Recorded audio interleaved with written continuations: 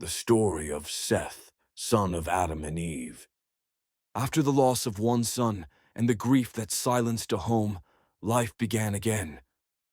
Adam knew his wife once more, and she bore a son. She called his name Seth, saying, "For God has appointed me another seed instead of Abel, whom Cain slew." In that quiet birth, hope returned, not the wild hope of youth, but the calm assurance that God's mercy still breathes after sorrow. Seth was not born into paradise. The Garden of Eden was long closed, guarded by fire and memory. Seth was born into the world of sweat and toil, of dust and distance. But under the same sky, his father once walked with God. Adam taught him of what had been, of rivers that once flowed through Eden, of a voice that walked in the cool of the day.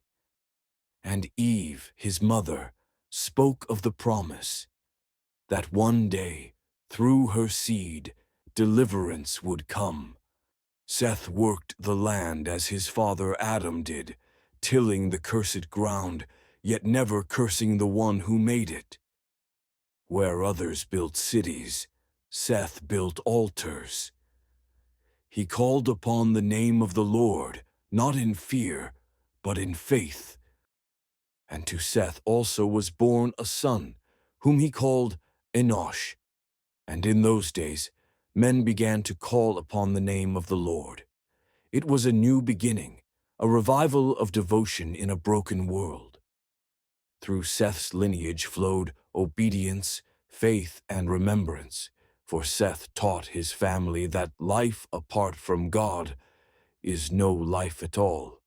He spoke of the breath that once filled Adam's lungs and of the spirit that still gives man meaning.